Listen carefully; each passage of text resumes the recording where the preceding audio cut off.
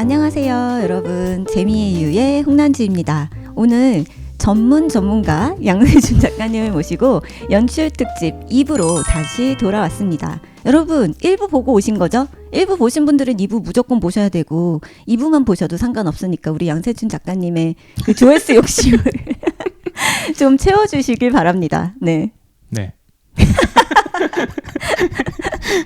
네, 저희가 1부에서 연출 특집에 아주 중요한 엑기스는 2부에 있다. 여러분들이 궁금해하는 그 질문에 대해서 우리가 답변을 2부에서 해드리겠다라고 말씀을 드렸어요. 그래서 오늘 저희는 2부에서 여러분들이 가장 웹툰 연출, 특히 콘티를 짤 때 어려워하시는 부분에 대한 질문, 그에 대한 답변, 그리고 주의할 점, 그리고 어떻게 연습을 하면 효과적일까에 대해서까지 말씀을 드리려고 해요.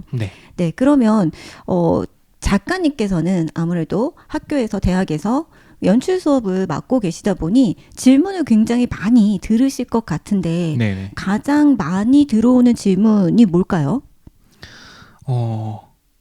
연결에 대한 이야기들을 되게 많이 듣게 되는데요. 연결이라면 한 화당 연결을 말할까요? 컷과 컷의 연결을 말할까요? 사실은 둘 다이지만 네. 일단은 먼저 컷과 컷의 연결에 대한 이야기부터 해야 될 것 같아요. 네. 그래서 컷과 컷을 연결하는 방법 혹은 장면을 전환하는 방법. 그러니까 예를 들면은 지금 학교 가는 장면이 나오고 나서 학교에서 수업을 듣는 장면이 나왔다면 네. 그 사이는 어떻게 연결을 해야 되는 건지 이게 시간이 지나고 나서라는 걸 어떻게 설명할 수 있을지 같은 것들 혹은 회상신으로 넘어가는 장면 장면 전환에 대해서 어떻게 연결을 시킬 수 있을지를 궁금해하시는 분들이 되게 많아요. 네. 예를 들면 지금 저랑 홍나지 교수님이 대화를 나누고 있는데 그 다음 장면에서 제가 말하다가 쓰러졌어요. 예를 들어서 네. 그러면 말하는 장면 다음에 제가 제 얼굴 클로즈업 한번 해주고 넘어가는 장면, 쓰러져 있는 장면 이렇게 컷으로 구분하면 그냥 그 연결 동작으로 내용을 전달하는 것 자체는 어렵지 않잖아요. 그렇죠. 근데 예를 들면 그렇게 쓰러지고 나서 그 다음에 제가 쓰러지기 전에 뭔가 과로했던 어제의 얘기들이 만약에 나온다면 그러면 그 장면 넘어갔을 때 이게 전인지 훈지를 어떻게 설명하느냐, 얘가 얘라는 걸 어떻게 설명하느냐 같은 거에 대해서도 되게 걱정을 많이 하시더라고요. 그럴 수 있을 것 같네요. 왜냐하면 그게 설명이 안 되면 가독성을 잃게 되니까 아까 저번 주에 말씀 나눴던 것처럼 가독성이 워낙에 중요한 요소이다 보니 그렇죠. 그것을 해치지 않기 위해서 어떻게 해야 되는지에 대해서 고민을 많이 하시거든요. 네. 거기에 대해서 제가 말로 설명해 드릴 수 있는 제일 쉬운 방법은 유사성을 반드시 하나는 짚고 가셔야 된다라는 거예요. 예를 들면 시간이 아무리 지나 있더라도 예를 들면 30년 뒤 점프 팍 해버렸어요. 네. 그런 경우에더라도 같은 사람이 확 늙어 있을 거 아니에요. 네. 30년 뒤에 늙어 있는 사람으로 넘어갔을 때 얘가 걔라는 걸 어떻게 아느냐. 물론 말로 설명할 수는 있겠죠. 말로 설명하지 않고 이미지만으로 보여줄 수 있는 게 사실 연출이잖아요. 그런 방식이라면 같은 자리에 같은 포즈로 앉아 있도록 하는 것이 일단은 기본이에요. 네. 혹은 같은 표정이라도 보여주고 같은 구도를 가져가 주는 것이 일단 기본이거든요. 네네네. 그러니까 달라져 있는 요소가 있잖아요. 네. 그게 사람이 늙어 있다라는 시간적인 변화일 텐데 그걸 표현해주기 위해서 그거 이외의 모든 건 그대로 맞춰주는 것이 유리해집니다. 그런 표현이 그러고 보니까 많이 생각이 나네요. 그렇죠. 네, 왓츠맨에서도 시간의 변화를 정말 그냥 같은 포즈로 바로 연결한 컷에서 보여주거든요. 네네. 그런 것들을 굉장히 많이 활용을 하더라고요. 그쵸. 네. 그게 사람을 보여줄 때만 그런 게 아니고요. 뭐 예를 들면은 전생이랑 환생 뒤에 이야기를 겪는 경우 되게 많잖아요. 네. 그런 거 보여줄 때도요. 그 도시가 그 이전에 그 시골이었다는 걸 보여줘야 되는 경우들이 있잖아요. 예를 들면은 뭐 6.25 때의 모습 혹은 조선시대의 모습이 나왔고 현대의 모습이 나왔다. 네. 라는 얘기가 나올 때는 될 수 있으면 뒤에 산의 능선이라도 맞춰주는 경우도 많아요. 앞에 산에 능선 있고 드문드문 있는 초가집이 있는 조선시대의 모습이 보여졌다면 똑같은 구도에 똑같은 날씨에 똑같은 산의 모습이 그대로 있는데 산은 그대로일 테니까 그리고 앞쪽에는 빼곡한 아파트가 들어서 있다라고 네. 해버리면 이게 같은 도시겠구나, 시간만 흐른 거구나라고 느끼지 이게 여긴 민속촌이었는데 여긴 서울이네 라고 생각하지 않는단 말이에요. 그렇네요. 그래서 일단 기본적으로 변화를 보여주고 싶은 컷의 연결에서는 내가 변화를 보여주고 싶은 요소 이외의 부분은 다 유사하게 겹치게 하는 것이 유리하다 정도의 이야기를 드리고 싶고요. 굉장히 꿀팁이에요. 애니메이션 업도 생각나고. 그렇죠. 그렇죠. 업에서 정말 잘 사용했죠. 네. 오늘 학생한테 피드백 해주면서 했던 얘기인데 네. 어떤 학생이 자기가 좋아하는 작품들을 이렇게 얘기를 해줬는데 그 중에 하나가 업이었고 네. 또 캐스터웨이랑 어웨이도 있었고 그리고 쇼생크 탈출도 있었고 뭐 이렇게 옛날 영화들인데요. 그렇기도 하죠. 네. 다 태어나기 전일 거야 네. 아마 그 친구한테는. 근데 요소들이 다 제가 보면서 느낀 게 다 한정된 공간에서 이루어진 이야기들이에요. 그렇네요. 업도 공간이 그렇게 많이 변화하지 그쵸. 않거든요. 네. 물론 모험을 떠나긴 하지만 다 계속 집구석에 있는 거죠. 그리고 도착했던 그 곳 정도만 나오는 거라서 실제로는 되게 변화가 적은 이야기인데 그런 이야기를 만들어내시는 분들은 대부분 토이스토리도 그렇고 보면 시간대를 길게 잡아요. 그 그렇네요. 이야기 안에서 공간이 변화가 적으면 시간이 길게 가는 걸로 많이 잡는 경우들이 많거든요. 그런 경우에 지금 말씀드렸던 연출 방식이 되게 유용하죠. 같은 소파에 앉아있던 젊은 사람이 그쵸. 다음 컷에서 이미 나이가 굉장히 많이 들어있고 똑같은 소파에. 그렇죠. 그러면 네. 그 똑같은 소파에 똑같은 포즈로 앉아있어야 되는 거예요. 소파가 바뀌어 있으면 안 됩니다. 그쵸. 그러면 다른 사람인 줄 알아요. 그래서 소파도 똑같고 조명도 똑같고 그런데 집이 좀 낡아 있고 소파가 조금 낡아 있고 그 사람이 많이 늙어 있으면 아, 저 사람 계속 그 집에 살았구나 라고 받아들일 수 있는 거죠. 그래서 시간의 변화를 보여주는 연출 방식 중에 되게 많이 쓰이는 연출 팁인 것 같아요. 이거 저 근데 궁금한 게 생겼는데요, 갑자기. 네. 저는 업에서 그 어린아이 처음에 나오잖아요. 네. 그 할아버지와 할머니의 어린 시절. 근데 사실은 갑자기 장년으로 커서 성인으로 커서 둘이 결혼을 할 때 그 두 사람이 그 두 사람인지. 어려우셨어요? 네. 그렇군요.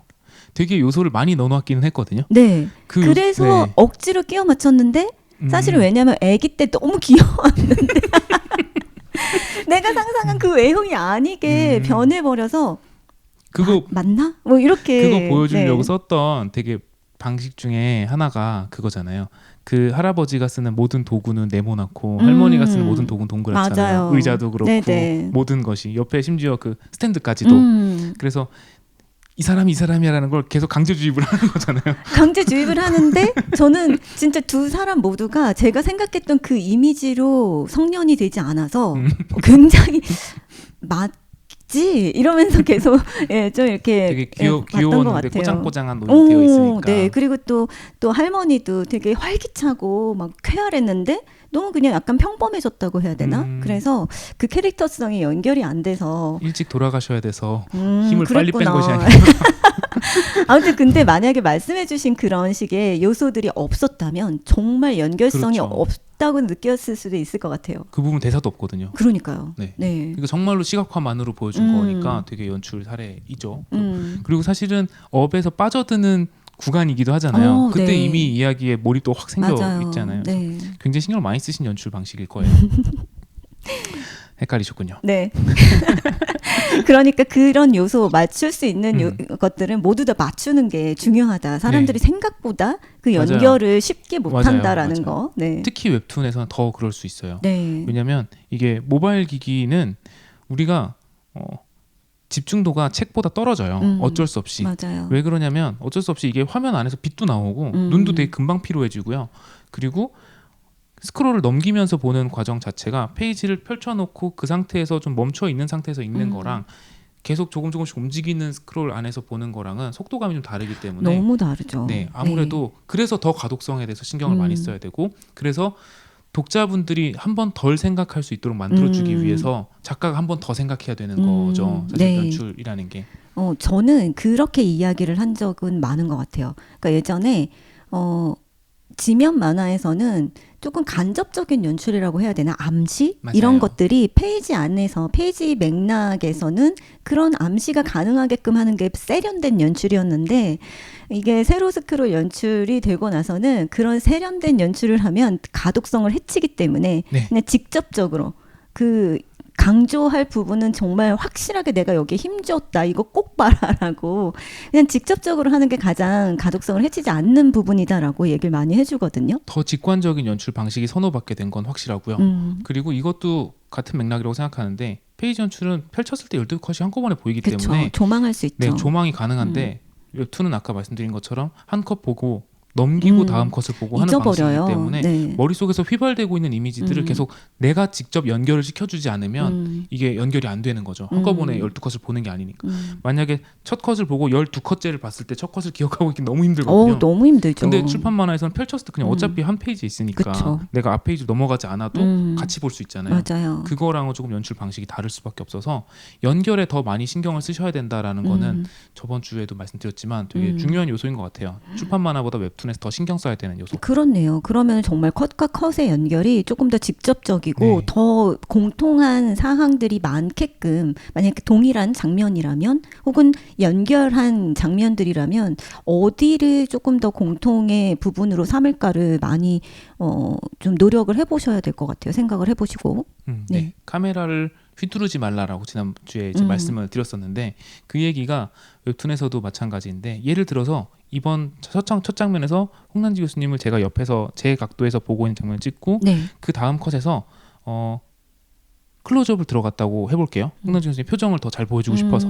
근데 지금은 옆에서 찍었으니까 옆모습일 거잖아요. 네. 근데 그 다음 컷에서는 얼굴을 잘 보여줘야지라고 생각하고 정면에 정면으로. 클로즈업을 썼어요. 큰 문제는 없어요. 독자가 그거 가지고 못 알아보진 않을 거예요. 근데 한 번 더 생각해야 돼요. 근데 만약에 제가 여기서 측면으로 보여주고 그 다음에 클로즈업도 그대로 측면이라면 한 번 움직였잖아요. 카메라가. 그쵸. 거리가 바뀌었으니까. 네. 근데 각도는 안 바뀌었거든요. 그렇죠. 그러면 연결이 쉽죠. 연결 요소가 하나 생겼으니까. 같은 각도라는. 그런데 이게 한 번 움직이면 카메라를 한 컷 안에 2번 움직인 게 되는 거죠. 이렇게 되면 자칫하면 휘두른 걸로 받아들여질 가능성이 있는 거예요. 그러니까 그게 의도가 있다고 느끼겠죠? 그러면 참 다행인데 그래주면 제일 고맙고요. 근데 의도가 없다라는 것은 내가 뭘 잘못 봤나? 그러니까 저희가 일부에 얘기했던 것처럼 네네네. 내가 뭔가 잘못 봤나? 여기서 중요한 게 있는데 내가 놓쳤나? 하고 멈추었는데 아무것도 없다라고 했을 땐 그게 바로 몰입을 방해한 게 되는 거죠. 그렇죠. 근데 그것도 저희가 그 학생들 작품을 이제 피드백 할 때의 상황이었잖아요. 네. 그런 경우라면 저희는 되게 이해하려고 노력을 하거든요. 그치. 네. 그러니까 이거 뭔가 의도가 있지 않았을까? 이런 생각이라도 하는데 독자들이 그냥 볼 경우에는 그거 훨씬 차가운 마음으로 본단 말이에요. 그러면 그냥 응? 하고 다시 올라가서 확인을 해요. 같은 사람이구나 하고 내려간다고 치면 내용을 이해는 한 거잖아요. 근데 이거를 저는 이제 덜그럭거린다라고 표현하거든요. 한번 내려가다 다시 올라갔다 오는 과정이 그쵸. 한번 추가가 돼버렸잖아요. 그건 애정이 필요한 과정입니다. 네, 이게 몇 번 반복이 되면 독자 입장에서 내용을 이해하지 못한 이렇게 해도 독자 다 알아듣잖아요라고 하면 알아들어요. 근데 덜그럭거리는 게 몇 번 반복이 되면 독자 입장에서는 이 사람은 연출적으로 카메라를 좀 2번씩 움직이기 때문에 그것 때문에 내가 가독성을 파악하기 좀 어렵군 이렇게 받아들이지 않고요. 재미없어라고 생각해요. 맞아요. 왜냐면 못 알아듣겠어. 몰입이 잘 안 되니까 맞아요. 그냥 재미인지 모르겠는데 이렇게 돼버려요. 그러니까 독자는 이 만화가 왜 재미없는지를 분석해주지 않아요. 그냥 재미있다 없다만 판명하는 거지. 맞아요. 그러다 보면 이게 반복되면 독자분들은 다시 돌아오지 않는 거거든요. 네. 그래서 아까 말씀드렸던 것처럼 연출이라는 게 독자가 한 번 덜 생각하게 만들어주기 위해서 내가 한 번 더 생각해야 되는 과정인 거죠. 그쵸. 그 한 번 더 생각하라는 게 꼬아놓으라는 게 아니라 네네네. 더 쉽게 보여줄 수 있도록 생각을 해보셔라라는 거죠. 측면에서 풀샷을 한번 잡았다면 그 다음에 클로즈업 들어갈 때 카메라가 이동하는 것보단 그냥 거리만 바꾸는 게 조금 더 연결이 쉽겠다. 그런 생각을 한번 더 해보시는 게 독자에게 더 닿기가 쉽다라는 이야기입니다.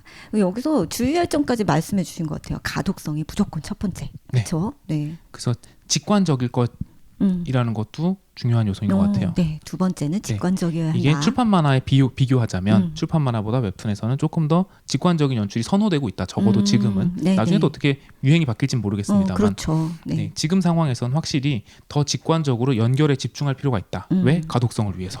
라고 생각하시면 좋을 것 같아요. 네. 지금 그러면 연출에서 컷과 컷에 대한 어려움을 호소하는 질문일 경우 이렇게 피드백을 해주시고 이 부분에 조금 민감하게 더 많이 생각을 해봐라 라고 대답을 해주셨어요. 180도의 법칙 있잖아요. 저번 주에도 잠깐 이야기가 나왔었는데 180도의 법칙 간단하게 이야기 드리자면 저랑 홍남지 교수님이 같이 대화를 나누고 있잖아요. 여러분이 보시기에 제가 오른쪽인지 왼쪽인지 잘 모르겠습니다만 어쨌든 어느 한쪽에 있겠죠.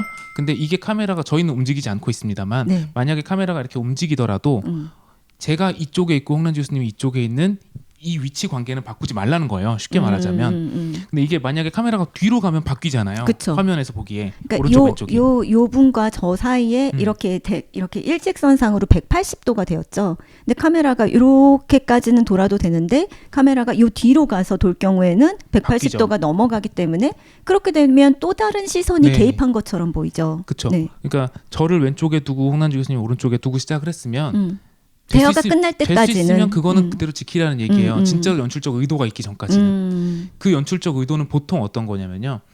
심리적 동요를 보여주고 싶거나 혹은 동세를 보여주고 싶을 때예요. 그래서 예를 들면은 제가 갑자기 이야기하다가 화를 버럭 내면서 책상을 팡 치면서 이야기를 했어요. 그런 장면을 보여주기 위해서 일부러 카메라를 뒤로 움직일 수는 있어요. 그런 경우는 변칙이죠. 강조를 하기 위한 변칙을 쓰는 경우인데 이런 경우는 일단 차치하고 일반적인 경우에는 되도록이면은 180도 법칙은 지켜라라는 이야기인데 이게 출판 만화에서는 많이 안 지켜졌었어요. 여러분들 되게 연출 잘했다고 알려진 출판 만화들 보면은 막 바뀌어요 가끔. 근데 그게 왜 그래도 괜찮으냐면 아까 말씀드렸던 이유랑 똑같아요. 또 12컷이 한꺼번에 보여요. 잘 안 헷갈려요. 그런 게. 아, 그쵸. 조망이 가능하고 네. 그럴 경우에 또 마스터샷을 항상 네, 왜 맞아요. 장면 처음에 보여주잖아요. 이 우리가 마스터샷이라는 설정컷이라고 많이 것은 부르죠. 네, 그 롱샷으로 이 두 사람이 어떤 공간에 어떠한 배치로 서 있는가 혹은 앉아 있는가 이걸 한눈에 보여주는 컷을 마스터샷, 설정샷이라고 하는데 보통은 이제 CCTV로 내려다본 것 같은 각도로 그쵸. 45도 각도로 먼저 저희가 앉아 있는 이 연구실의 광경을 한번 보여주고 그 다음에 이제 저 클로즈업하고 뭐 클로즈업하고 맞아요. 하면서 막 위치가 바뀌어도 음. 이미 머릿속에 대충 어떻게 앉아 어떤 있다는 걸 구도로? 알고 있으니까. 네. 그리고 그게 12컷이 한꺼번에 그쵸. 보이니까. 그러니까 그걸 그 마스터샷이 보이는 가운데에서 이렇게 움직이니까 사실은 카메라가 마음껏 돌아도 사실은 별로 큰 문제가 네, 큰 없는 거죠. 문제는 없는 거죠. 근데 네. 웹툰에서는 영상 연출처럼 내가 1번 컷을 보고 12컷을 12번 컷을 봤을 때는 1번 컷은 이미 머릿속에서 휘발돼 있기 때문에 그쵸. 설정 컷을 1번 컷에 넣어놨어도 그게 12컷까지 내 머릿속에 남아있지 않는단 말이에요. 맞아요. 그런 걸 생각하면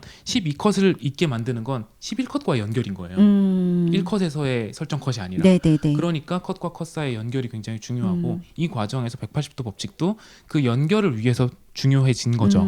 그래서 영상 연출에서 180도 법칙은 원래부터 중요했어요. 그런데 출판 만화로 오면서 살짝 그 중요도가 좀 낮아졌다면 네. 웹툰에서 다시 중요해진 거라고 보셔도 될 것 같아요. 맞아요. 왜냐면은 영상처럼 앞에 것들은 다 휘발이 돼 버리니까. 네네. 네. 그런 식의 컷과 컷에 연결해서 또 주의할 점에 대해서 말씀을 해 주셨어요. 그러면 지금 양세준 작가님께서 수업하고 계신 장면 설계와 연출이라는 그 수업은 컷과 컷의 연결도 중요하지만 한 컷 안에서 어떤 식으로 연출을 해야지 내가 보여주고 싶은 장면을 잘 보여줄 것인가에 네. 대해서 굉장히 많이 그 강의를 해주고 계시잖아요. 네, 이- 과제를 엄청나게 내주고 있죠. 네, 그리고 가장 학생들이 좋아하는 과목이기도 하고 그게 좀 미스테리긴 한데 저는 개인적으로 이거 약간 스톡홀름 증후군 있잖아요. 스톡홀름 증후군. 네, 이제 인질이 인질범한테 네. 동화되는 그거랑 비슷한 맥락이라는 생각이 드는데. 아 진짜요? 네, 왜 그러세요? 괴롭힘을 네. 하도 당하다 보니 이 수업이 좋은 것 같기도 하는. 아 그럼 나도 좀 괴롭혀야 되나? 네. 네. 너무 상냥하게 해주셔서 아, 그렇구나. 좀 괴롭혀야겠다. 네. 농담이고 아무튼 제 수업에서 이제 다루는 요소들이 컷 안의 구도를 어떻게 잡을 것인지에 대한 네. 이야기를 많이 하잖아요. 네네. 근데 그러다 보니까 공간 연출로 들어가고 한 공간을 뭐 1점 투시로 보여줄 건지 2점 투시로 보여줄 건지 3점 투시로 보여줄 건지 일단 그 이전에 시점을 아이 레벨로 잡을 것인지 하이앵글로 잡을 건지 로우앵글로 잡을 것인지 그런 것들을 결정하고 연출하는 방식에 대한 수업을 진행을 하고 있는데요. 네. 여기에 대한 기준도 저희가 일부에서 나눴던 이야기 힌트가 있는데 홍난지 박사님이 목적이라는 말을 네. 중요하게 말씀해 주셨잖아요. 네, 네. 목적이 명확해야 된다라고 이야기해 주셨고 저도 이제 의도 같은 의미를 쓴 건데 네. 의도나 목적이 정확하면 내가 이 컷을 어떻게 보여줄지에 대한 계획이 서요. 그래서 예를 들면 이런 거죠. 지금 저희가 대화하고 있는 장면을 찍는데 지금 카메라가 변하지 않고 계속 저희의 상반신만 찍고 있잖아요. 그렇죠. 그러니까 저희는 미디엄 샷이라고 부르거든요. 이거를 네네. 미디엄 샷이라고 부르는 정도의 카메라와 인물 간의 거리를 유지하면서 이야기를 찍고 있어요. 네. 그리고 홍난지 교수님이 지금 이 카메라 각도는 기본적으로 1.2시에 맞춰져 있어요. 네. 그러면 1.2시의 목적은 기본적으로 집중도거든요. 집중도 있는 화면을 만들기에 제일 좋은 게 1점 투시예요. 그냥 안정성 있는 화면을 만들기에는 2점 투시가 유리한 지점이 있는데 집중도 있는 화면을 만드는데 1점 투시가 좋기 때문에 1점 투시로 만들어 놓고 저희는 지금 여기서 춤을 출 것도 아니고 퍼포먼스를 할 것도 아니고 그리고 제가 굉장한 표정 연기를 할 것도 아니기 때문에 미디엄샷 정도면 적당한 거죠. 네. 그러니까 1점 투시의 미디엄샷이면 충분한 방송을 하고 있기 때문에 지금 1점 투시의 미디엄샷으로 여러분들한테 이야기를 나누고 있는 거고 아이레벨도 그냥 이걸 아이레벨이라고 해요. 그냥 네. 눈높이라고 생각하시면 캐릭터의 되는데 눈높이. 네. 네. 그냥 눈높이에 맞춰져 있어요. 여러분이 저희를 보실 때 저희 정수리 위에서 보고 있거나 턱 밑에서 보고 있지 않잖아요. 셀카샷. 그렇죠. 네. 그 셀카를 이렇게 찍는 이유도 의도와 목적이 명확한 그쵸? 거죠. 좀 갸름하게 나와야지. 어려 보이고 싶은 마음과 기타 등등 눈이 네. 커 보이고 싶은 마음과 여러 가지가 있겠지만 일단 저희는 그럴 의도는 없기 때문에 기본적으로 내용 전달이 중요하니까 객관적인 시선이 더 그렇죠. 중요하다. 그래서 네. 저희는 이 목적에 맞는 샷을 선택을 해 놓은 거잖아요. 그렇죠. 그래서 그런 걸 생각해 보시면 내가 지금 그리고자 하는 장면을 아이레벨로 잡아야 할지 하이앵글로 잡아야 될지를 고민할 때도 내가 하이앵글로 잡을 특별한 이유가 있나?를 고민해 보셔야 돼요. 마찬가지로 로우 앵글로 잡을 특별한 이유가 있는지. 예를 들면 저희를 굉장히 웅장하게 등장시키고 싶어요. 숭고미 있게. 그러면 로우 앵글로 잡을 수도 있겠죠. 근데 두둥하고. 우리가 그럴 의미가 없거든요. 그렇죠. 그러니까 그럴 의도가 없으니까 그건 배제하는 거죠. 그런가 하면 뭐 이 연구실이 얼마나 웅장한 공간인지를 보여주고 싶어요. 예를 들어서. 그럼 여기 3점 투시로 그릴 수도 있겠죠. 근데 굳이? 그렇죠. 안 그렇잖아요. 네네네. 저희가 저희한테 집중해서 이야기를 들어주시길 바라고 있으니까 그렇다면 그냥 1점 투시가 제일 적당한 거죠. 그런 식으로 투시를 결정하는 요소, 시점을 결정하는 요소 등등 구도에 있어서의 모든 요소는 기본적으로 내가 어떤 특별한 목적을 가지고 있는지부터 점검을 하셔야 돼요. 이것도 역시나 의도, 목적이 네. 중요하다. 네. 네. 연출에서 제일 중요하게 생각하셔야 되는 건 그거라고 보거든요. 그래서 내가 지금 보여주는 장면에서 예를 들면 뭐 슈퍼맨 같은 캐릭터예요. 제가 예를 들어. 그래서 저의 강력함을 지금 독자분들 혹은 구독자분들한테 보여줘야 돼요. 그러면 여기서 로우 앵글을 찍어야지. 잡는 게 낫겠죠. 네, 그리고 가슴을 보여줘야죠. 그렇죠. 그런 식으로 뭔가 나의 강력함을 어필할 수 있는 요소들을 보여줘야 되겠지만 우린 그럴 의도가 없으니까 그래봤자 그 의도에 적합하지도 않죠. 그렇죠. 네. 뭐 하러. 네. 네, 슈퍼맨과 공통점은 지금 파란 수술당 하나밖에 없는데 그렇네요. 안경 썼다? 뭐 이런 거. 안경을 벗어야겠네요. 우선. 네. 그렇군요. 아무튼 그래서 내가 어떤 목적을 가지고 있는지 다시 말해서 이 컷을 왜 그리는지를 알아야 돼요. 그렇네요.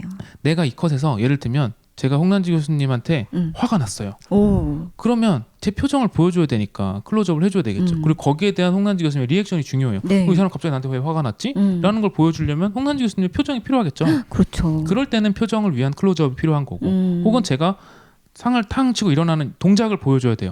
그러면 카메라가 좀 뒤로 빠져서 그쵸. 제가 갑자기 일어났다라는 걸 보여줄 수 있는 그리고 그 때문에 홍란지 교수님이 놀래서 약간 이렇게 고개를 젖히는 그 동작이 보여야 되면 카메라가 더 뒤로 빠져야 되는 거고 그래서 그런 목적이 있게 카메라가 움직여야 연출적 의도에 부합했다라고 보는 거고 그런 목적이 없는 상태에서 카메라가 움직인 걸 휘둘렀다고 이야기를 하는 거죠. 그렇네요. 네. 모든 연출이 좀 간편해지고 생각을 좀 줄이게 하고 싶다면 별 다른 의도가 없다면 웬만하면 그냥 아이레벨에 맞추고 네. 그냥 평범한 연출을 해도 괜찮다. 네. 너무 특별한 컷을 그리려고 노력하지 않아도 맞아요. 괜찮다라는 의미로도 들리네요. 아까 이제 저번 주 방송 때서 외국 투시에 대한 이야기 잠깐 나왔을 네. 때 이제 홍란지 박사님께서 그거 뭐에 쓴다고라고 하셨잖아요. 실제로 진짜 안 써요. 저는 15년 동안 만화가 생활하면서 써본 적이 손에 꼽아요. 쓰긴 쓰셨군요. 네, 저는 농구만 할 땐 썼었죠. 네. 농구만은 동세 강조하는데 굉장히 유용한 연출 방식이기 때문에 썼었고 그리고 어떨 때 쓰냐면요.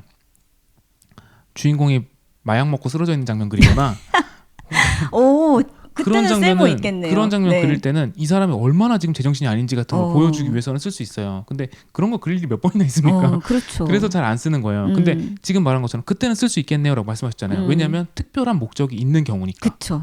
이 사람의 심리적 동요가 극단적이다라는 걸 보여줘야 되는 상황이니까. 그런 경우라면 쓸 수 있는 거죠. 혹은 뭐 외국 투시를 쓰는 경우가 그 예전에 옛날 그 아파트 문구멍으로 보면 그런 밖에 것들이 이제 있었죠. 네. 보이잖아요. 네네. 요즘은 그런 거 안 쓰죠. 그쵸, 요즘은 그쵸. 그 인터폰이 있으니까. 네. 근데 요걸로 보면은 사람이 어안렌즈 투시로 보이기 때문에 왜곡되어 아무리 보이죠. 예쁜 사람이 아무리 예쁘게 서 있어도 살인자로 보이거든요. 어. 그 이유가 명확해요. 왜곡되어 보이면 화면이 왜곡되면 기본적으로 심리적 동요가 증가하는데 그러다 보니까 이거 되게 불안한 상황인 것 같은데 라는 생각이 드는 거죠. 그래서 기생충에서 그 아주머니가 인터폰을 누르고 다가왔을 때는 인터폰에서 얼굴을 일부러 들이미는 거죠. 왜곡되어 보이죠. 왜곡되어 보이는 화면을 보여서 이 사람이 들어오는 게 보통 일이 아닌 것 맞아. 같다는 생각이 들게 심리적 동요를 만들어주는 장치로 쓴 거거든요. 그렇네요. 그런 경우에 왜곡 투시를 써요. 지금 말씀드렸다시피 15년에 한두 번 써요. 그러니까 이게 왜 잘 안 쓰느냐? 지금 말한 거 보면은 되게 효과가 좋은 것 같은데? 라는 생각 드시겠지만 일반적인 경우에 쓰이는 건 아니기 때문이고 그렇다면 다시 말하자면 일반적인 경우에 어떻게 그릴지를 알고 계셔야 되는데 아이 레벨이 일반적인 거고요. 미디엄 샷이 일반적인 거예요. 말 자체가 미디엄 굉장히 일반적인 보통의 이런 정도잖아요. 그쵸. 그냥 보통 중간 정도잖아요. 그래서 미디엄 샷을 일단 기본으로 잡고 계시고 동작을 보여주려면 뺀다. 표정을 보여준다면 민다. 정도의 아주 단순한 접근에서 먼저 출발하시는 걸 저는 권해드려요. 굉장히 그 만화를 그릴 때 연출적인 요소들이 많은데 그걸 다 쓰려고 하지 말고 네. 최소화해서 요 정도만 앵글을 어떻게 잡을 것인가 카메라와 피사체의 거리를 어느 만큼 둘 것인가만 신경을 써도 어느 정도는 성공할 거다라고 네. 말씀을 해주시는 거네요. 너무 많이 움직이는 것도 문제가 되기도 하니까 특히 웹툰에서는. 네네. 그리고 이제 장면 전환에 대한 예시라면 어떤 이런 질문들 되게 많거든요. 강조하고 싶은 장면을 그리려고 하는데 이걸 독자들이 어떻게 내가 강조했다는 걸 받아들일 수 있을까요? 빡세게 그리면 되나요? 그것도 방법은 1차원적으로 생각하는 게 그거예요. 네. 열심히 그리면 잘 봐주겠지. 그것도 방법 중에 하나인데요. 솔직히 말씀드리면 효과가 적어요. 내가 이거 되게 착각하기 쉬운 건데요. 내가 열심히 그렸다고 독자가 열심히 봐주진 않아요.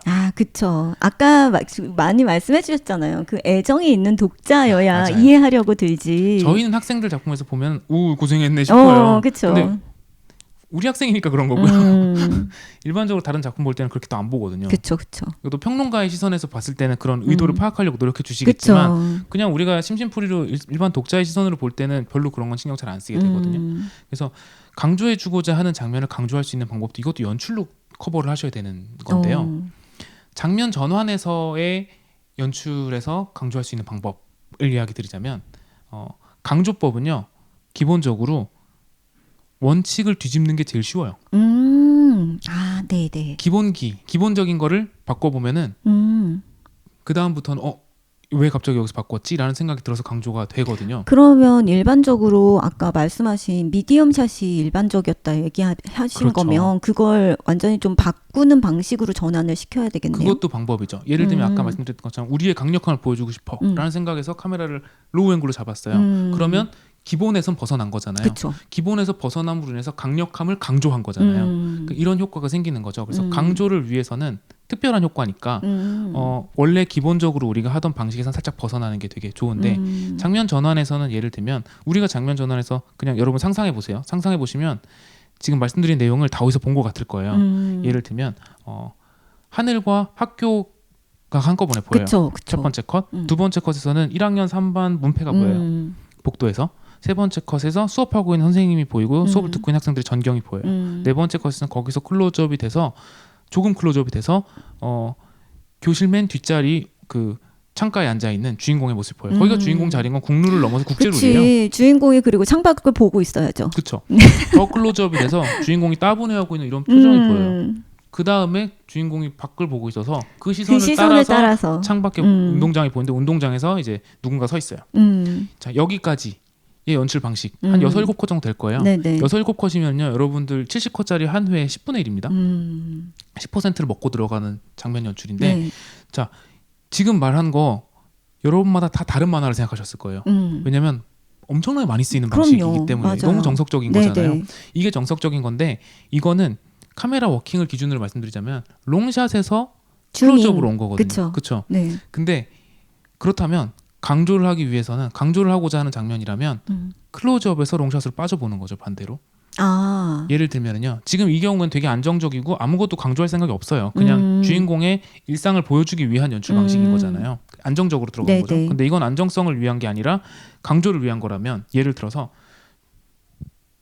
주인공이 누군가한테 얻어맞는 표정을 보여줘요.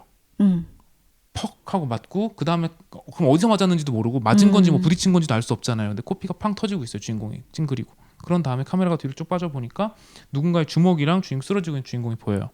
그 다음 컷에서는 교실 뒤쪽에서 누가 때렸고 주인공은 쓰러져 있어요. 그리고 구경하고 있는 학생들이 보여요.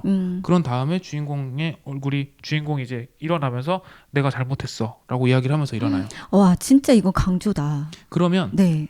자, 눈치채셨을 것 같은데 카메라가 움직이는 방식이 반대가 됐죠. 그렇네요. 클로즈업에서 롱샷으로 빠진 거잖아요. 그러면 우리가 안정적으로 기본적인 연출 방식에서 반대로 간 거란 말이에요. 그렇게 되면 독자 입장에서는 일단 퍽 하는 장면으로 시작을 했기 때문에 응?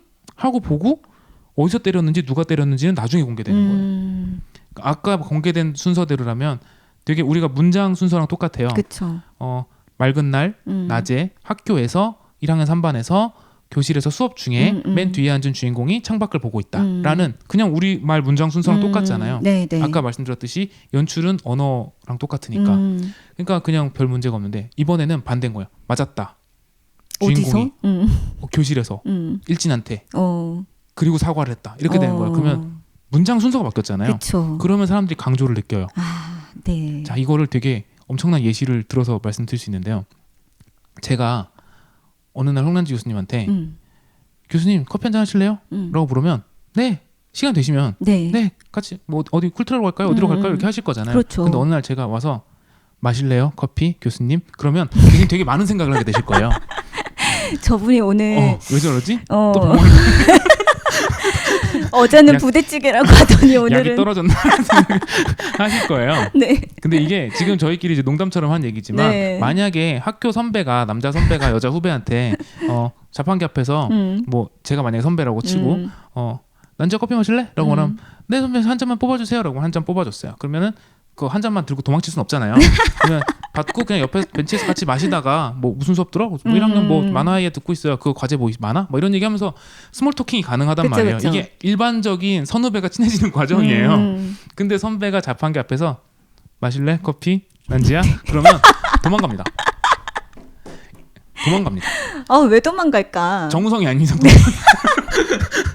정우성이면 마실 수도 있는데요. 뭔가 멋낸 것 같네요. 그쵸. 마실래? 네, 커피. 그쵸. 강조가 된 거예요. 강조가 돼버리면 무슨 일이 생긴 거냐면 강조가 되니까 심리적 동요가 생겨버렸죠. 그러니까 마시기 싫다. 임팩트가 절대로. 생겼고 홍난지라는 후배의 입장에서는 이 커피에는 의도가 있다라는 확신을 가져요. 이 커피는 맞네. 지금 단지 내가 지나가고 있었기 때문에 사주는 게 아니다. 이 사람 분명히 여기서 잠복을 하고 있었고 이 커피를 마시는 순간 나는 이 사람이랑 다음 약속 잡아야 될 것 같다라는 생각이 드는 거예요. 목적과 의도가 있다라는 생각이 드는 거죠. 왜 그러냐면 평소에 말하는 문법 어순이 바뀌는 순간 엄청난 강조가 돼요. 그렇네요. 그렇죠. 그래서 카메라 워킹도 우리가 연출 방식도 이야기라고 했잖아요. 네네. 언어라고 했기 때문에 똑같아요. 카메라 워킹 순서가 평소대로 우리가 말하는 방식이랑 똑같이 정보를 공유하면 그냥 안정성 있게 전개가 되는데 내가 강조하고자 하고 내 목적이 명확할 때는 뒤집어야 돼요. 마실래 커피가 가져야 되는 거죠. 굉장히 안 좋은 예시지만 네, 머릿속에 쏙 박혔어요. 여러분들도 아마 그렇게 느끼셨을 것 같아요. 수업 시간에 항상 학생 이름 하나 집어서 하거든요. 걔가 수업 시간 내내 트라우마 시달려. 커피 싫어요. 네. 마실래 커피 난지야 이거에 되게 무서워하거든요. 근데 사실 내용이 똑같잖아요. 네, 맞아요. 들어간 단어조차 달라진 게 없는데 무서운 거죠. 그렇네요. 여기도 한 가지 더 엄청난 이야기 하나 해드릴까요? 네, 뭔가요? 여기서 만약에 동작이 추가되면 더 심해져요. 하지 마요. 상상에 맡기겠습니다. 네. 지금 상상할 뻔했네요. 그쵸? 네. 굉장히 재미있게 말씀해 주셔서 네. 뭔가 머리에 쏙쏙 들어오고 네, 일타 강사 같으십니다. 네. 갑자기 뭐 안경을 써 올리면서 말한다든지 아이고, 그 정도만 들어가도 네. 되게 더 위험해지거든요. 그건 진짜 위험하죠. 네, 목적이 있다. 라는 생각이 들기 시작하죠. 머리를 갑자기 쓸어 넘긴다. 좋지 않아요. 네. 네. 어쨌든 지금 이건 안 좋은 예지만 어쨌거나 상대방의 목적이 있다라는 의심을 하기 시작하고 그리고 강조 효과가 확실한 거죠. 그리고 심리적 동요가 생기고 맞아요. 네. 진짜 그렇게 되면 여러분들이 효과적으로 사용하실 수 있을 것 같아요. 네. 그래서 한 컷 안에 연출 방법까지 얘기를 해주셨고 그리고 컷과 컷의 연결까지도 말씀을 해주셨어요. FAQ가 이렇게 길어질 줄이야. 하지만 끝까지 가볼까요? 네. 네. 어떤 부분에서 가장 또 연출에 주의할 점이 생기는가.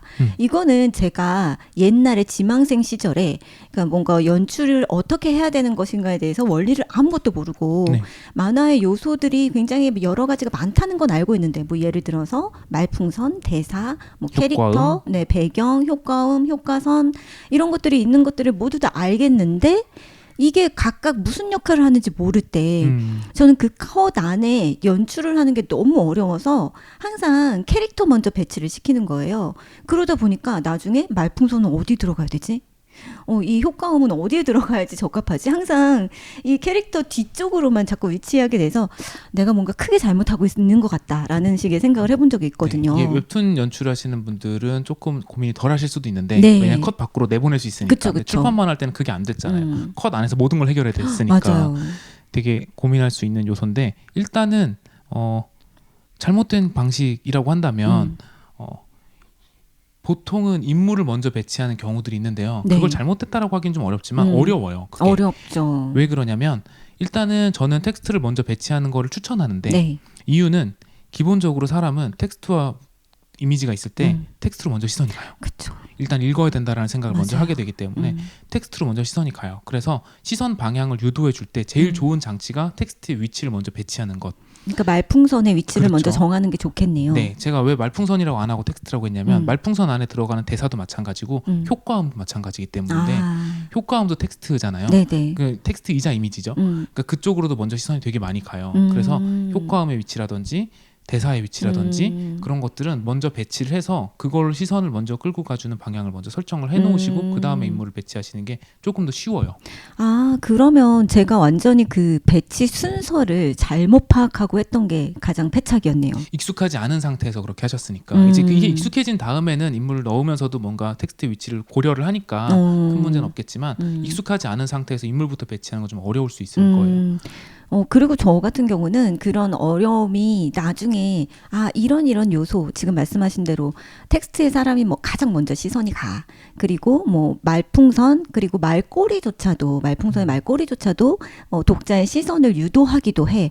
라는 식의 생각을 하게 되면서 그런 것들을 배워가면서 이제 보정을 할 수가 있었거든요. 네네. 지금 근데 굉장히 또 좋은 말씀을 해주신 게 효과음이나 여기에서 발생되는 어떤 글자 도상적 이미지, 글자와 관련된 그런 이미지도 역시나 마찬가지로 시선을 잡아 끈다라고 네. 하셨어요. 그러면은 글자와 관련된 거 그 다음에 사람의 독자의 시선을 또 잡아 끄는 요소는 또 뭔가요? 그 다음이 텍스트 아니 인물인데요. 그 다음 인물이군요. 인물 안에서도 네. 교수님 저 보세요. 그러면 교수님이 제 눈을 보셨거든요. 네. 여러분도 지금 저를 보세요. 그러면 보통 눈을 봐요. 물론 사람마다 취향이 달라서 난 사람을 볼 때 귓볼부터 봐 하시는 분들도 있겠지만 이제 그런 분들은 보통 이제 사회생활이 그렇게 편하진 않으실 거고 일반적으로 우리는 사람을 볼 때 눈을 먼저 보거든요. 네네네. 심지어는 개를 볼 때도 눈을 먼저 보고요. 개도 우리를 볼 때 눈을 먼저 봐요. 그런 걸 보면 일단 그림에서도 눈으로 파악되는 게 있으면 그쪽으로 시선이 가요. 그래서 인물의 위치도 되게 중요하고 그 인물의 위치 안에서도 눈의 위치가 되게 중요해요. 그래서 텍스트로 시선이 가고 눈의 위치로 시선이 간다라는 거를 생각을 하시면 내가 어떤 의도를 가지고 시선 방향 이쪽으로 오지 말아야 된다라고 생각을 하고 있다면 거기다가 텍스트나 눈이 들어가면 안 되는 거죠. 네. 간혹 왜 그런 경우 있잖아요. 정말 그냥 엑스트라로 넘어갈 수 있는 그런 조연도 안 되는 단역인데 단역이 너무 표정이 풍부하면 약간 그것도 어색하거든요. 그렇죠. 네. 실제로 드라마 촬영장에서는 그분 쫓겨날 거예요. 정말로 욕 먹고 쫓겨날 거예요. 그러니까 그 마찬가지인 거라서 만화 그릴 때 여러분 특히 출판 만화 예전 만화들 보시면 많이 보실 텐데 눈 안 그린 엑스트라들 많죠.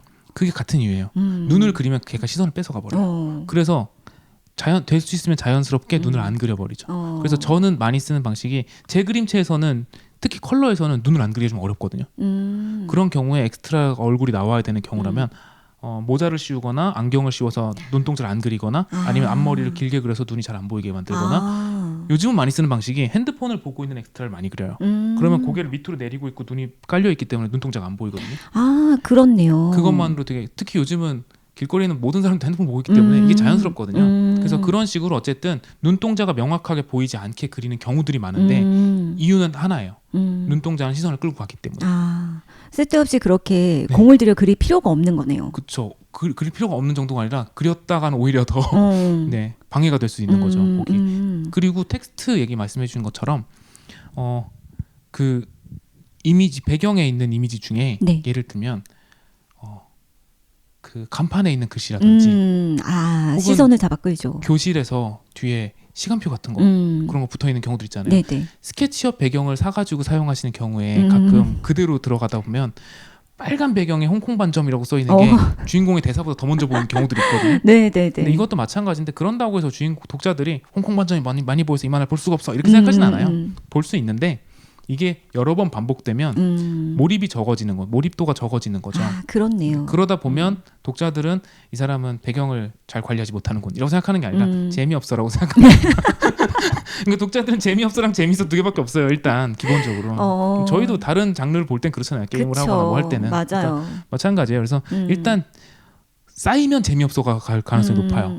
독자들이 불편하게 하는 요소들이. 그래서 배경에 엑스트라의 눈빛이라든지 혹은 배경에 있는 텍스트라든지 같은 것들은 내 연출적 의도가 그쪽으로 선이 가게 하는 것을 원하지 않는다면 될 수 있는 한 피해주는 게 좋다. 블러 처리를 하든 지우든 하는 방식을 취해주는 게 좋아요. 네. 그래서 일부에서 연출이라는 것이 어디서부터 어디까지인가를 얘기했을 때 반드시 콘티만을 연출이라고 하기는 어렵다라고 얘기하는 게 이런 부분이에요. 그렇네요. 이거는 편집 과정에서 처리하셔야 되는 그쵸. 거거든요. 후반 작업에서. 지금 말씀해주신 주의사항까지 들어보니까 연출이란 만화에서 연출이란 문자를 뭐 시각화하는 이미지화시키는 과정에 해당한다라고 좀 좁혀놨는데 거기에 더해서 독자의 시선을 가독성이 유지되는 가운데서 잘 통제하고 이끌어 나갈 수 있는 그런 부분이 바로 또 연출의 한 영역이겠다라는 생각도 드네요. 네. 네. 그래서 주의사항까지 다 마쳤고, 근데, 스토리도 그렇지만, 이 콘티 작업, 이런 것들을 사실은 많이 연습을 해보는 것은 좀 어렵지 않나라는 생각이 드는데, 그렇죠.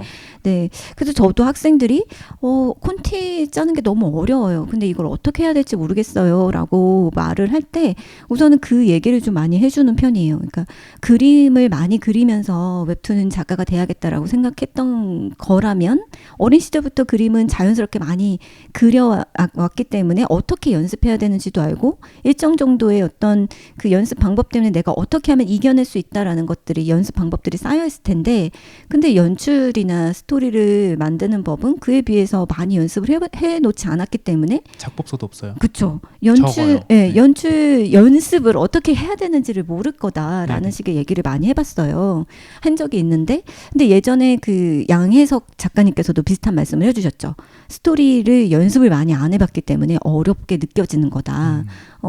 어떻게 대충이라도 접근을 해라. 대충이라도 완성시키는 연습을 꼭 해야 된다라고 하셨어요. 그러면 연출 콘티도 마찬가지로 대충이라도 끝맺는 연습을 해야 되는 게 맞나요? 그럼 끝이라는 건 또 어디까지일까요? 그렇죠. 네. 이게 되게 어려운 부분인데 네. 기본적으로 많이 해봐야 늘어라는 얘기는 다들 많이 하는 얘기고 다들 많이 듣는 얘기고 정론이잖아요. 그렇죠. 그런데 많이 해보기가 어려운 분야가 연출이잖아요. 그래서 더더욱 그럴 텐데 연출도 일단 많이 해보는 게 맞는 것도 마찬가지고요. 근데 그러려고 하면 역시 접근 그 문턱을 낮춰야 되는 것도 마찬가지인 네. 것 같아요. 그래서 저는 일단 기본적으로 모작을 먼저 해보는 거를 권해드리는데 일단은 제일 먼저는 웹툰을 하시고 싶으시다는 전제하에 네. 말씀을 드리자면 본인이 하고 싶은 장르의 웹툰들 몇 개를 고르세요. 반드시 주의할 점은 장르를 주의하실 것. 왜냐하면 장르마다 연출 방식이 달라요. 그쵸. 그래서 내가 적어도 지금 당장 배우고 싶은 연출은 이 장르인 거야 라고 생각하신다면, 예를 들면 로맨스 작품을 하고 싶어 네. 라고 한다면 나 현대 로맨스를 하고 싶어.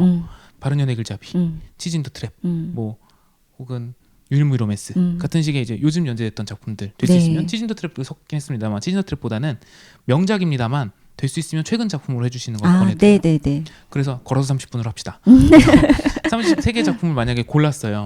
그러면 그 작품들의 적어도 1화 정도는 한 회 시작부터 끝까지는 콘티로 옮겨보세요. 한번.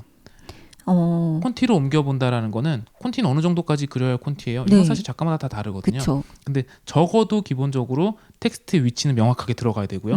말풍선과 뭐 효과음이라든지 텍스트의 위치는 명확하게 들어가야 되고 인물의 위치와 표정, 동작 정도는 보여줄 수 있도록 그리셔야 돼요. 근데 그게 정말 스케치에 가깝게 그리는 게 아니라 네, 졸라맨처럼 그리더라도 네, 형체만 졸라맨처럼 있더라도 그리고 표정이랑 동작 정도만 보이시면 돼요. 그래서 그 정도로라도 간단하게 그리시더라도 어쨌든 그렇게 콘티화하는 과정 자체는 오래 걸리진 않아요. 왜냐하면 콘티가 오래 걸리는 이유는 선택의 고민이 길기 때문인 건데 지금은 답이 나와 있는 거잖아요. 그렇죠. 따라 그리기만 네, 하면 되죠. 그거를 더 간략하게 그리는 거기 때문에 그렇게 오래 걸리지 않아요. 그래서 한 회분 정도를 왜 세 작품을 하라고 하냐면 한 작품만 가지고 가시면 아류 작가가 될 가능성이 높아요. 그래서 같은 장르의 작품 3개 이상을 해보시면, 이건 저도 그렇게 했었는데 네네. 해보시면은 그 작가들이 하고 있는 연출 방식의 공통점과 차이점이 보이거든요. 그거를 좀 정리를 해보시면 공통점은 그 장르 규칙이에요. 그러면 그분도 그냥 하셔야 돼요.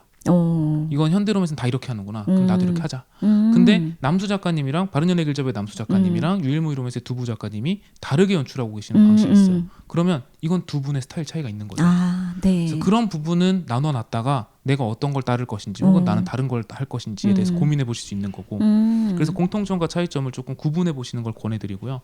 아까 왜 치즈 인 더 트랩이 좋은 작품인데 불구하고 옛날 작품이니까 하지 말아라고 말씀드렸냐면, 치즈 인 더 트랩이 연재됐던 시기랑 지금 웹툰의 연재 시기에는 굉장히 큰 차이점이 있어요. 맞아요. 차이점이 있죠. PC로 보는 독자들을 위해서 네. 연출되었느냐, 모바일로 보는 독자들을 위해서 연출되었느냐의 그 갈림이 한 맞아요. 2017년 정도거든요. 네. 그래서 그 이전 작품으로 해버리시면 보여주는 방식이 다르기 때문에 연출 방식이 달라요. 네, 맞아요. 이거는 마치 무대 위에 상영하기 위해서 만들었느냐, 아니면 스크린에 상영하기 보여주기 위해서. 위해서냐에 따라서 네. 연출 방식이 다른 거랑 마찬가지로 보여주는 방식이 달라졌기 때문에 방식이 똑같을 수는 없어요. 그래서 치즈노트비 너무 좋으시면 손기 작가님이 최근작인 풋사과 세기말 풋사과 네. 교습소 맞나요? 보습학원이군요. 네. 교습소는 무슨 아무튼 그래서 그 작품을 네. 하시는 건 괜찮죠. 그래서 그런 식으로 될 수 있으면 전 한 3년 이내 작품이었으면 좋겠다고 말씀드려요. 왜냐면 웹툰 연출 유행이 좀 빨리 바뀌는 편이라서 많이 바뀌어요. 너무 옛날 크기도 거 하시면 안 그렇고. 돼요. 네. 그래서 될 수 있으면 최근 작품 안에서 내가 좋아하는, 내가 하고 싶은 장르 작품을 3개 이상을 골라서 한번 해보시는 걸 권해드리고요. 그거 한번 해보시고 그 다음에는 아까 시선 방향에 대한 이야기, 네. 통제에 대한 얘기 했었잖아요. 이건데요. 텍스트랑 인물의 눈 위치를 아까 말씀드렸잖아요. 중요한 게 이 두 가지가 일단 제일 중요하다. 그것만 쭉 이어보세요. 선으로. 자기가 콘티 짠 거에서. 네, 선으로. 그러면 이 작가님이 이 콘티를 짜실 때 시선 방향을 어떻게 유도하셨는지 알 수 있어요. 그게 그 작가님의 연출 의도거든요. 그래서 그거를 한번, 그러면 3개의 데이터가 생기겠죠. 일단. 그래서 그런 식으로 한번 해보시는 거를 권해드리고요. 더 좋은 거는 1화 하셨으면 마지막 화도 같이 해보시는 것도 좋아요. 그래서 엔딩은 어떻게 잡는지, 왜냐하면 엔딩 장면, 이 마지막 화쯤에는, 마지막 화나 그 바로 전화 정도에는 이 만화 전체의 클라이막스가 있을 가능성이 높아요. 네. 다 그런 건 아니지만. 네네네. 그래서 그때쯤엔 어떤 식으로 연출을 했었는지 같은 것도 한 번쯤은 공부해 보실 수 있는 기회니까 해보시면 좋겠고, 이게 익숙해지셨다. 그럼 이제 그 다음 단계로 넘어간다면 매체 전환 한번 해보시면 되게 좋거든요. 매체 전환이요? 출판 만화 원고를 웹툰 콘티로 만들어 본다든지, 영상물에 예를 들면 드라마의 한 장면을 내가 콘티로 한번 웹툰 콘티로 한번 그려본다든지. 예를 들자면 뭐 다카하시 루미코의 단편선에서 한 편을 받아와서 그걸 내가 그냥 웹툰 콘티로 한번 그려본다라는 식으로. 그러면은 그냥 단순히 세로 배치만 할 수 있는 것도 방법이긴 하지만 그걸 통해서도 연재할 수 있거든요. 그렇죠. 근데 나는 좀 이것보다는 웹툰 연출에 맞게 세로 컷도 더 많이 쓰고 조금 더 중앙 정렬로 중요한 정보를 한번 전달해보고 싶어. 같은 식으로 웹툰 연출의 특징을 좀 잘 살려볼 수도 있잖아요. 그렇죠. 그리고 아까 말씀하셨던 것처럼 우리가 말풍선을 밖으로 내보낼 수도 있고 웹툰에서만 할 수 있는 요소들도 있잖아요. 그런 것도 한번 10분 발휘해보면서 그렇게 한번 짜보고 역시 시선 방향 한번 체크해보고 그런 식으로 하시면은 웹툰 연출 공부는 정말 독학하는 데는 이게 제일 최선의 방법이라고 생각해요. 제일 마지막엔 결국 자기 스토리를 가지고 해보셔야 돼요.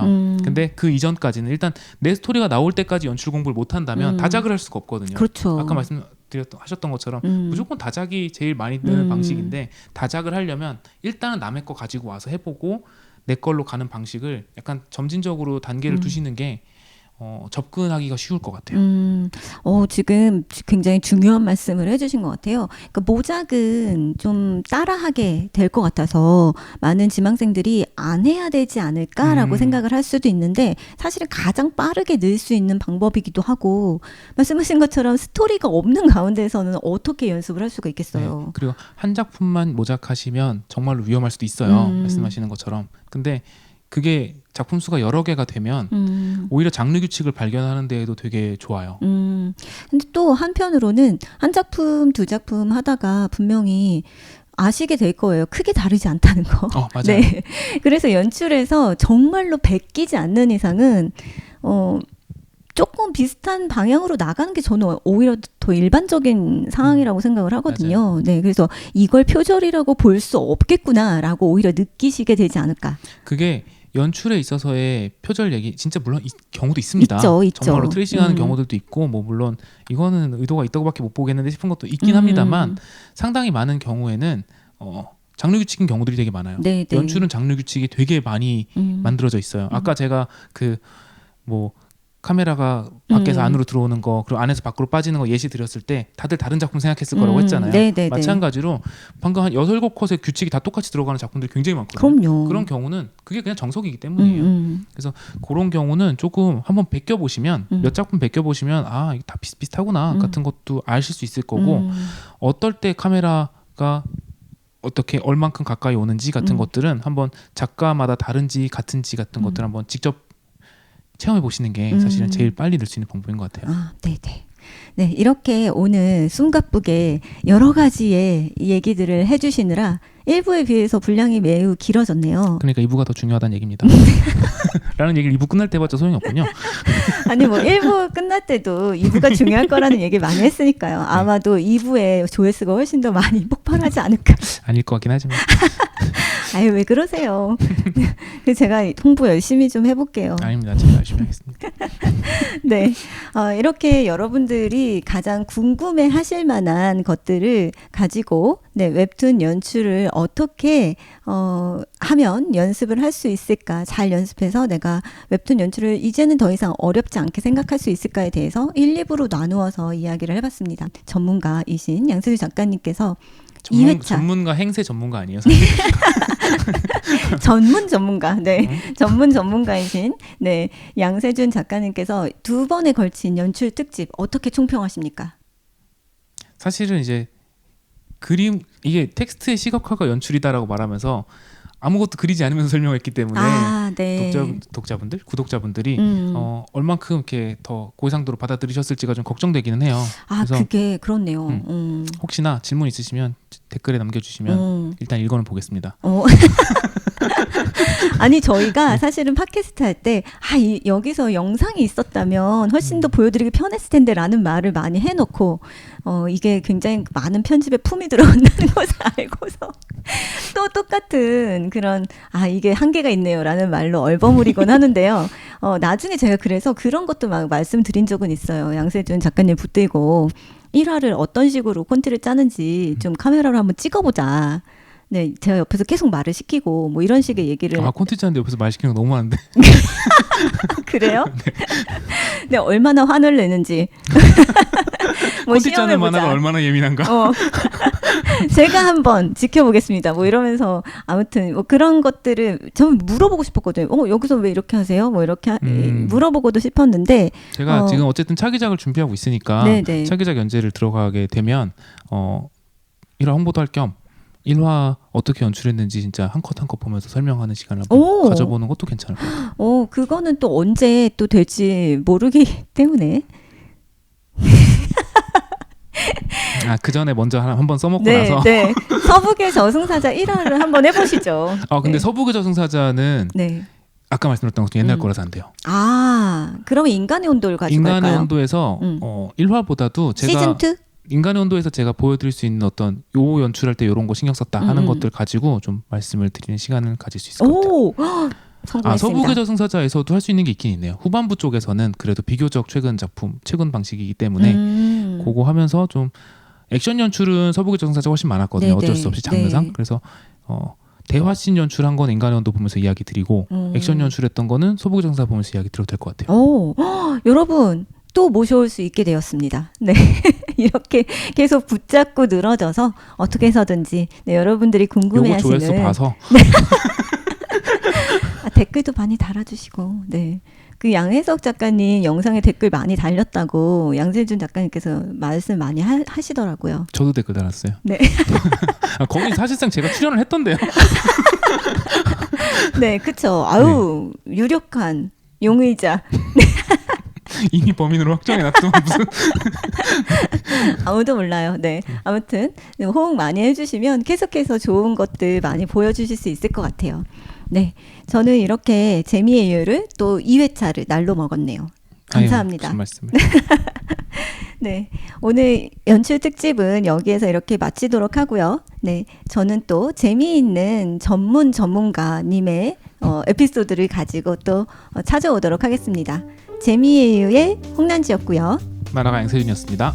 감사합니다. 감사합니다. 다음에 또 만나요. 구독과 좋아요 또 뭐요? 알림 설정? 네. 부탁드립니다. 부탁드려요.